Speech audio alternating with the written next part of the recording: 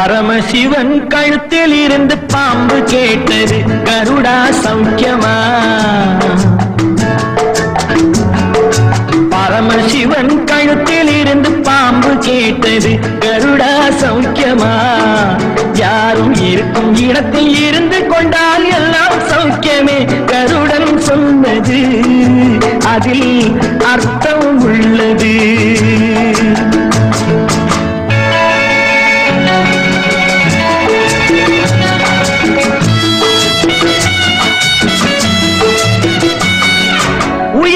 இடத்தில் இருக்கும் போது உலகம் உன்னை மதிக்கும். உன் நிலைமை கொஞ்சம் இறங்கி வந்தால் நிழலும் கூட மிதிக்கும்.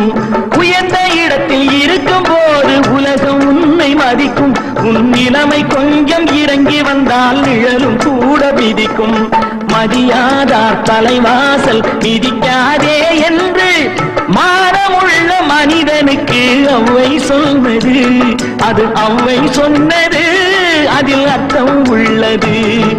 பரமசிவன் கழுத்தில் இருந்து பாம்பு கேட்டது கருடா சௌக்கியமா.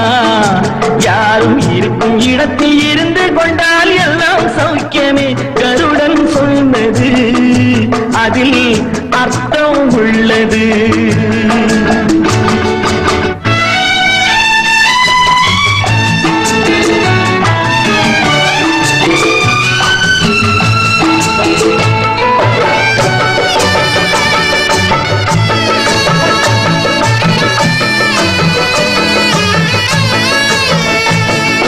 வண்டி ஓட சக்கரங்கள் இரண்டு மட்டும் வேண்டும். அந்த இரண்டில் ஒன்று சிறியதென்றால் எந்த வண்டி ஓடும்? உன்னை போலே அளவோடு உறவாட வேண்டும்.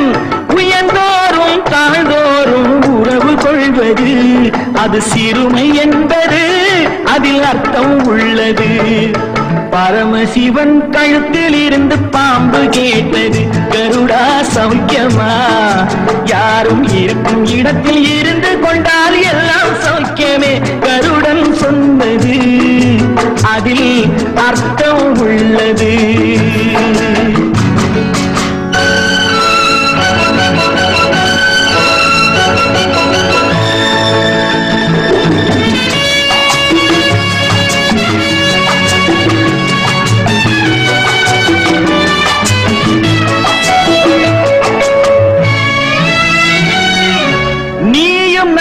சேர்ந்திருந்தோம் நிலவு வானம் போலே. நான் நிலவு போல தேய்ந்து வந்தேன் நீ வளர்ந்ததாலே. நீயும் நானும் சேர்ந்திருந்தோம் நிலவு வானம் போலே. நான் நிலவு போல தேய்ந்து வந்தேன் நீ வளர்ந்ததாலே. என் உள்ளம் என்னை பார்த்து கேலி செய்யும் போது இல்லாதான் இல்வாழ்வில் நிம்மதி ஏது? இது கணவன் சொன்னது இதில் அர்த்தம் உள்ளது. பரமசிவன் கழுத்தில் இருந்து பாம்பு கேட்டது கருடா சௌக்கியமா. யாரும் இருக்கும் இடத்தில் இருந்து கொண்டால் எல்லாம் சௌக்கியமே கருடன் சொன்னது அதில் அர்த்தம் உள்ளது.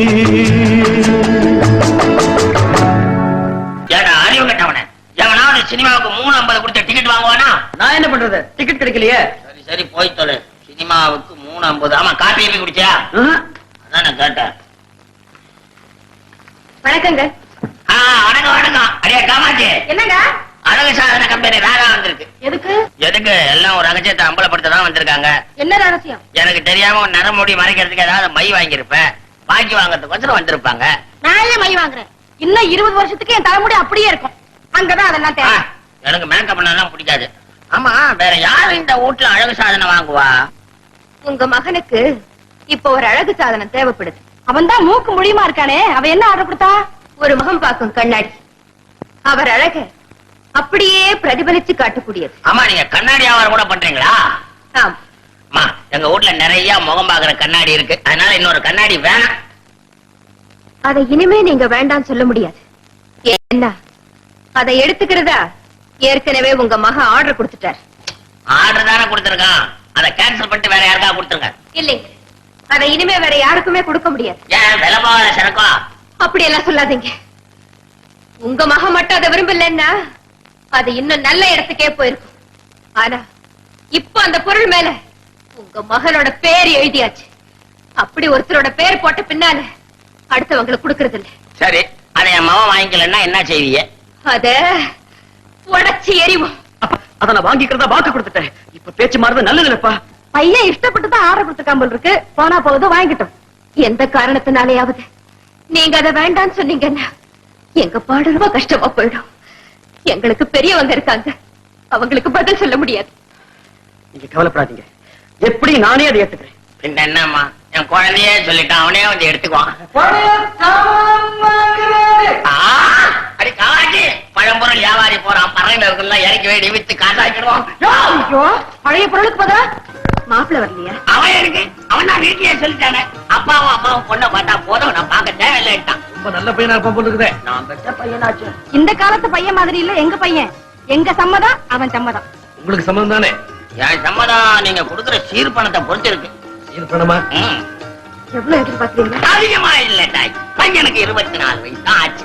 அவனுக்கு இதுவரைக்கும் ஆன செலவை பேரட்ல குறிச்சிருக்க, பார்த்து சொல்லிடுறேன். பையன் பைக்கு 64வது. இவனை பெறறதுக்கு இவங்க அம்மா இடுப்பு வலிப்பட்டாங்களே, அப்ப கூட்டிட்டு போனேன். அந்த வண்டி சட்டத்துல இருந்து இன்னைக்கு காத்தால அவன் காப்பி குடிச்ச வரைக்கும் ஆன செலவு வட்டி முதலுமா சேர்த்து 16,825 ரூபா 80 பைசா. அதை கொடுத்துட்டா போதும். ரொம்ப அதிகமா இருக்கே. சரி, வட்டியை தள்ளுங்க, அசல் மட்டும் 10,000 ரூபாய் கொடுத்தா போதும். இவ்வளவு பணம் கொடுத்து கல்யாணம் பண்றதுக்கு என் பொண்ணுக்கு எந்த குறையும் இல்லை. இந்த பணம் கூட வாங்காம கல்யாணம் பண்றதுக்கு என் பையனுக்கு எந்த குறையும் இல்லைங்க. கொஞ்சம் பொறுங்க. எங்களால இனி ஒரு நிமிஷம் தாமதிக்க முடியாதுமா. காஞ்சிபுரம் வரதா தெரியுமா? எவ்வளவு பெரிய பார்ட்டி, 25,000 ரூபாய் ரொக்கத்தோட பொண்ணு கட்டிக்கங்கன்னு என் வீட்டு வாசல்ல ஒத்த கால நிக்கிறாரு. அவரை திண்ணையில உட்கார வச்சுட்டா இங்க வந்திருக்கேன். ஏதோ ஏகாம்பரம் நம்ம கூட பழகினவர் பெரிய மனுஷனாச்சேன்னு என் பொண்டாட்டி சொன்னா. உங்களுக்கு பிடிக்கலன்னா சொல்லுங்க, நான் இப்பயே போய் அந்த பார்ட்டி கிட்ட தாம்பூலம் மாட்டிக்கிறேன். தயவு செஞ்சு கொஞ்சம் உட்காருங்க. அத்தை, மாமாவை எப்படி வச்சிருங்க. என்ன மாதிரி எதுக்காக பெரிய கூப்பிட்டேன்? வேற ஒண்ணும் இல்ல மாமா, ரொம்ப நல்ல சம்பந்தம், நழுவிட கூடாதுன்னு பாக்குறேன். நல்ல சம்பந்தம் தான், ஆனா இவ்வளவு பணம் கேட்கறாங்களே. இவ்வளவு பணம் கொடுத்து கல்யாணம் செய்ய நம்ம சுசிலாவுக்கு என்ன குறைச்சல்? அவதான் ஏத்தி வச்ச குத்து விளக்கு மாதிரி இருக்காளே. அவ ஏத்தி வச்ச குத்து விளக்குதான், ஆனா எரிய தொடங்கிட்டாளே. என்னமா சொல்ற? கட்டி கொடுக்க வேண்டிய பருவத்துக்கு வந்துட்டாளேன்னு சொல்றேன். மாமா, நீங்க பணத்தை பத்தி கவலைப்படாதீங்க. என் ஆபீஸ்ல லோன் போட்டு நான் அந்த பணத்தை வாங்கி கொடுத்துறேன்.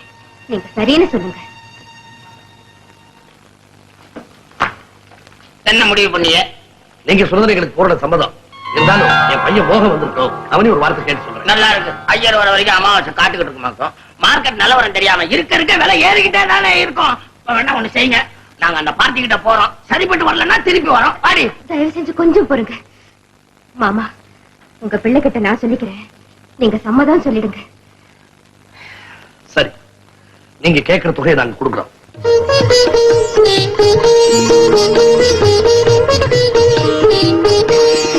அண்ணி, என்ன எழுதிட்டு இருக்கீங்க? ஸ்ரீராமஜெயம். இதை எழுதுனா நினைச்சது நடக்கும்னு சொல்லுவாங்க. உன் கல்யாணம் நல்லபடியா நடக்கணும். அதுக்காக ஒவ்வொரு நாளும் என்னால முடிஞ்ச வரைக்கும் ஸ்ரீராமஜெயம் எழுதுறதுன்னு முடிவெடுத்திருக்கேன். அண்ணி, இதை எழுதும் போது என் மனசுல என்ன பாக்குறேன் தெரியுமா? உன் திருமண கோலம் தான்.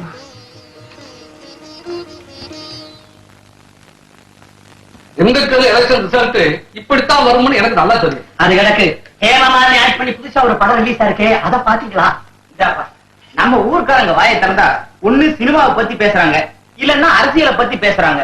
இது மாறினாதாயே இந்த ஊரே உருப்பிடும். முருகா, சாப்பாடு இன்னைக்கு ரொம்ப பிரமாதம். ஏன் ருசி எங்க அம்மாவுக்கு தான் தெரியும். ஆமா, சாப்பாடு ஏன் இன்னைக்கு லேட்டு? அது உங்க தங்கச்சியை பொண்ணு பாக்குறதுக்கு மாப்பிள்ளை வீட்டுக்காரங்க எல்லாம் நீங்க வந்திருந்தாங்க. மாப்பிள்ளை வீட்டுக்காரங்களா? அது யாரு? கற்பகங்காலி முதலாளி மகன் தான் மாப்பிள்ளை.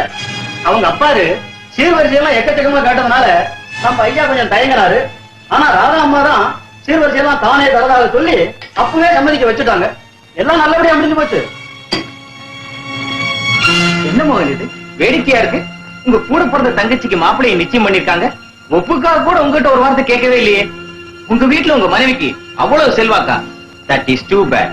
இது ரொம்ப அநியாயம். இந்த அவமானத்தை எந்த ஆம்பளையும் பொறுத்துக்க மாட்டான். I will commit suicide if I am in your place. நீங்க செஞ்சது உங்களுக்கே நியாயமா இருக்கா? ஏன் கூட பிறந்த தங்கச்சிக்கு மாப்பிள்ளை பேசி சம்மதம் சொல்லிருக்கீங்க, என்கிட்ட ஒரு வார்த்தை கூட சொல்லல. ஏன்? உங்ககிட்ட கேட்கலாம் தான் நினைச்சோம். இந்த பட்டத்து ராணி வேண்டாம் சொல்லிட்டாளா? மாப்பிள்ளை வீட்டுக்காரங்க அவசரப்படுத்துறாங்க. தாமதம் பண்ணா வேற பெண்ண நிச்சயம் பண்ணிடுறதாக சொன்னாங்க. நல்ல சம்பந்தம் தவிரிட போதும் தான் ராதா சம்மதம் சொல்ல சொன்ன. ஆமா, 10,000 ரூபாய் பணம் கொடுக்க போறவ நான் சம்மதிச்ச பின்னால வேற யார் சம்மதிச்சு காத்துக்கிட்டு இருக்கீங்கன்னு இவ சொல்லாம சொல்லிருப்பா. நீங்களும் அதை புரிஞ்சுக்கிட்டு என்ன ஒதுக்கி வச்சிட்டீங்க. இன்னைக்கு இதுக்கு ஒரு முடிவு கட்டி ஆகணும். எனக்கு வந்த எல்லா அவமானங்களுக்கும் காரணம் என் மனைவி என்னை விட அதிகம் சம்பாதிக்கிறதா. இன்னையில இருந்து அவ வேலைக்கு போகவே கூடாது.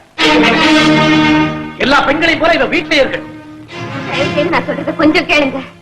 சுசீலாவோட கல்யாணத்துக்காகவாவது நான் வேலை பார்த்துதான் ஆகணும். அப்பதான் அவங்க கேட்ட வரதட்சணை கொடுக்க முடியும். சுசீலாவுக்கு இது ரொம்ப பொருத்தமான இடங்க. எது பொருத்தமான இடம்? அந்த கடை சரக்கு மாதிரி மாப்பிள்ளைய காட்டி வியாபாரம் பேசிருக்கா. இதுவா பொருத்தமான இடம்? கொஞ்ச நாள் பொறுத்திருந்தா இதை விட நல்ல இடம் வரும். இல்லைங்க, இனி பொறுத்திருக்க முடியாது. இப்ப வாக்கு கொடுத்த இடத்துல கொடுக்கறதாங்க நல்லது. ஒரு தங்கச்சியை நல்ல இடத்துல வாழ வைக்க வேண்டியது அவ கூட பிறந்தவன் கடமை. அதை பத்தி நீ கவலைப்பட வேண்டாம். ஒரு கணவனுடைய சொல்லுக்கு கட்டுப்பட்டு நடக்க வேண்டியது மனைவியோட கடமை. முதல்ல நீ வேலையை விடு. இதோ பாருங்க, உணர்ச்சி வசப்பட்டு நீங்க சொல்றதுக்காக இந்த வேலையை விட்டுட்டேன்னா இந்த குடும்பம் பெரிய கஷ்டத்துல மாட்டிக்குங்க. நீ வேலை பார்க்கலைன்னா இந்த குடும்பம் தெருவில் நிக்காது. உன் தயவு இல்லாம இந்த குடும்பத்தை என்னால காப்பாற்ற முடியும். நீ வேலையை ராஜினாமா செய். இல்லைங்க, ஒரு பருவ பெண் வாழ்க்கை மேல பந்தயம் கட்டுறதை நான் விரும்பல. சுசீலா கல்யாணம் முடிகிற வரைக்குமாவது எனக்கு வேலை பார்க்க அனுமதி கொடுங்க. இந்த கல்யாணம் நடக்கலன்னா நம்ம குடும்பம் மானமே போயிடுங்க. ஏன் சம்மதம்னு வார்த்தை தானே கொடுத்திருக்கீங்க? நிச்சயார்த்தமா நடந்து போச்சு. எனக்கு தெரியும் சுசீலா கல்யாணத்தை காரணமா வச்சு இந்த வீட்டுல சர்வாதிகார சக்கரவர்த்தினியா உன் சாம்ராஜ்யத்தை நடத்தணும்னு நினைக்கிறேன். ஆனா பொண்டாட்டிக்கு புருஷன் என்னைக்குமே கீழ்பட்ட பிரஜையாக மாட்டான். என்னங்க, உங்களுக்கு நான் கீழ்படிஞ்சவாங்கிறத நிரூபிக்க இந்த வேலையை விடுறதை தவிர வேற எதுவா இருந்தாலும் சொல்லுங்க, செய்யறேன். திடீர்னு இந்த வேலையை நான் விட்டுட்டா ஒரு பெரிய தவறு தெரிஞ்சே செய்தேங்கிற பழிக்கு ஆளாயிடுவேங்க. புருஷன் சொல்லுக்கு பொண்டாட்டி கட்டுப்படுறது பழியா? எப்படி? ஐயோ, என்னால சொல்ல முடியலைங்க, சொல்ல தெரியலைங்க, சொல்ல வழி இல்லைங்க. டேய், நான் சொல்றேன்டா, இப்போ தங்கச்சிக்கு பாத்துக்கிற இடம் வசந்த இடம்டா. படிப்பு, வசதி, பணம் எல்லாமே சேர்ந்த மாப்பிள்ளை. இப்படி ஒரு மாப்பிள்ளை கிடைக்கிறது அபூர்வம்டா. அதனாலதான் இந்த கல்யாணத்தை உடனே நடத்தணும்ன்றாத ஆசைப்படுறேன். அப்படி செய்யலன்னா சுசீலாவுக்கு நாம செய்யற பெரிய தவறுடா அது. கொஞ்ச நாள் கழிச்சு அதே இடத்துல நம்ம பெண்ணை கொடுப்போம். அது வரைக்கும் அவங்க பொருத்தமாங்கன்னு என்னடா விஷயம்? வேண்டாம், இதே மாதிரி வேற இடம் நமக்கு கிடைக்காம போயிடும். இத பாருடா, கையில இருக்கிற கிளாக்கா மரத்துல இருக்கிற மாங்காய் விட உயர்ந்தது. டேய் மோகன், உன்னுடைய வாதத்துல அர்த்தமும் இல்ல, நியாயமும் இல்ல. அனாவசியமா உன் கௌரவம் பாதிக்கப்படுறதாக நீயே ஒரு வீண் கற்பனை செய்துட்டு எல்லாருக்கும் சரின்னு படுற விஷயத்தை ஏத்துக்க மாட்டேங்கிற. You are a stupid idiot. There is no point in talking to you at all. Radha, எனக்கு பதில் உன்கிட்ட இருந்தா தேவை, அப்பா கிட்ட இருந்து இல்ல. நீ வேலையை விட போறியா இல்லையா? என்ன வற்புறுத்தாதீங்க. உங்களுக்கு கீழ்படியிலேங்கிற பழிக்கு என்ன ஆளாக்காதீங்க. அப்படின்னா நீ வேலையை விட போறதில்ல, அப்படித்தானே?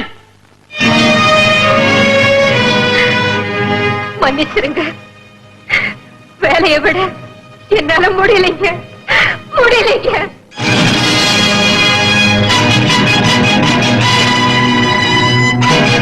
பாத்தீங்களாமா, தொட்டு தாலி கட்ட புருஷன் பேச துச்சமா மதிச்சு தூக்கி எழுதிட்டு போயிட்டான். என்ன பேசாம நிக்கிறீங்க? ஆமா, நீங்க என்ன பேச முடியும்? இப்ப இந்த வீட்டுல எனக்கு என்ன மரியாதை இருக்குன்னு புரிஞ்சு போச்சு. நான் யாருங்கிறது நல்லா தெரிஞ்சு போச்சு. சார், நீங்க கொடுத்த காசுக்கு பிளேடு வாங்க முடியல சார். ஏன்? இந்த காசு செல்லா காசு. இந்த காசு மட்டுமல்ல, நானே ஒரு செல்லா காசு தான்.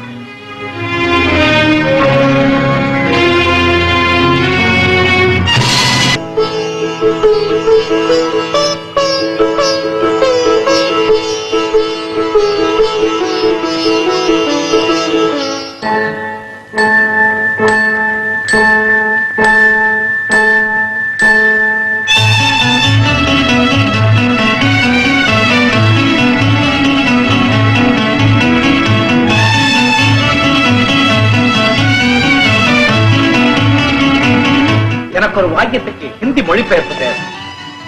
என்ன சொல்லுங்க. எனக்கு பாடம் சொல்லி கொடுக்க உனக்கு யோகியதை கிடையாது. இதுக்கு ஹிந்தி வார்த்தை என்ன?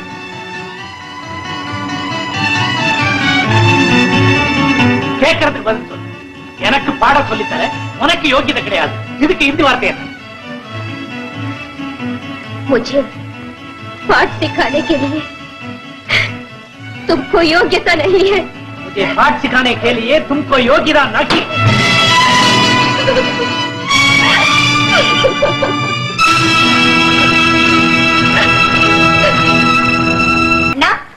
இன்னைக்கு சாயந்தரம் தமிழிசை மன்றத்துல ஒரு மெல்லிசை கச்சேரி. அதுக்கு என் ஃப்ரெண்டு ஒரு பாஸ் கொடுத்தா. நீ போறியா? எங்க? டிக்கெட் வேஸ்ட் பண்ணதண்ணா. இல்லம்மா, அவசியம் போறேன்.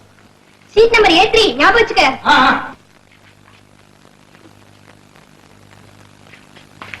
அண்ணி அண்ணி, என்ன சுசி, தமிழ்ச்சி மண்டபத்துல ஒரு மெல்லிச கச்சேரி நடக்குதாம். அந்த மண்டபத்துக்காரங்க நீங்க அவசியம் வரணும்னு சொல்லி டிக்கெட் கொடுத்துட்டு போனாங்க. நேர்லயே வந்து கொடுத்துட்டு போனாங்களா? அப்ப அவசியம் போகத்தான் வேணும். ஆமா, நீ கண்டிப்பா போயிட்டு வாங்க. Seat number A4.